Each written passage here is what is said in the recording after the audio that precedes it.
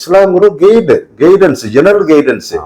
ஆனா நடைமுறை வாழ்க்கையை நபிசல்லாம் பாத்தீங்கன்னா ஒரே ஒரு விஷயத்த சொல்றேன்.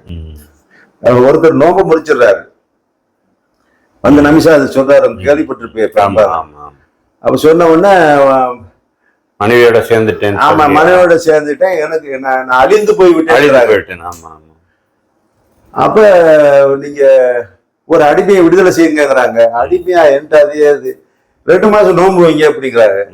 2 மாசமா அப்படிங்கிறாரு. அப்புறம் என்ன சொல்றாங்க, உணவு ஆமா உணவு கொடுக்க சொல்றாங்க. உணவா அது என்னட்ட அதோட கடைசியா பாருங்க எங்க ஆரம்பிக்குது சட்டம்.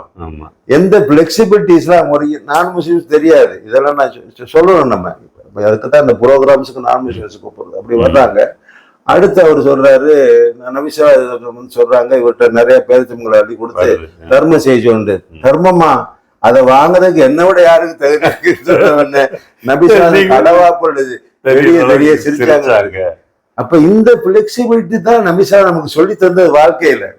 நீங்க இந்த மேல உள்ள சட்டத்தை மட்டும் பிடிச்சிட்டு தொங்குறீங்க பல விஷயங்களுக்கு. அது எனக்கு வேதனையா இருக்கு. ரொம்ப பேரு சட்டம் பேசினா நபிசா வாழ்க்கை நடத்தலங்க. குடும்ப வாழ்க்கை நீங்க பாத்தீங்கன்னா வீட்டு வேலை பார்த்துருக்காங்க.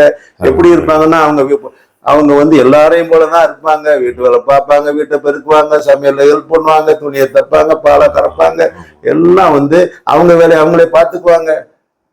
எத்தனை பேரு நீங்க போற இடங்களை கையை தூக்க சொல்லுங்க. எத்தனை வீட்டை பெருக்கீங்கன்னு சொன்னா புதுக்கோட்டையில நிறைய பேர் தூக்குனாங்க.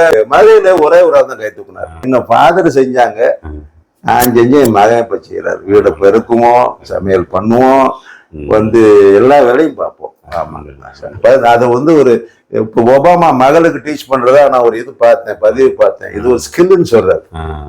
அது ஸ்கில். நல்லா ருசியா திங்கிறதுக்கு நீங்க தனியா போய் ஐஏஎஸ் ஆபிசரா இது நார்த் ஈஸ்ட்ல இருந்தீங்கன்னா அந்த பிராமின்ஸ் சமைச்சுக்கிறா சொல்றாங்க.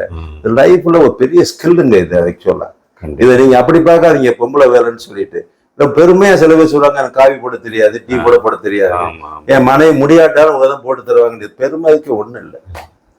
குடும்பம் சந்தோஷமா இருக்குன்னு சொன்னா வேலையில பகிர்ந்துக்கிறங்க, கொஞ்சம் நம்ம மென்மையா நடந்துக்கிறங்க. ஆட்டிடியூடுங்கிறது ரொம்ப முக்கியமானது. ஒரு விஷயம் சக்சஸுக்கு வந்து நீங்க பணத்தை செலவழிக்கிறது அதை விட ஆட்டிடியூட் தான் ரொம்ப ரொம்ப முக்கியமானது.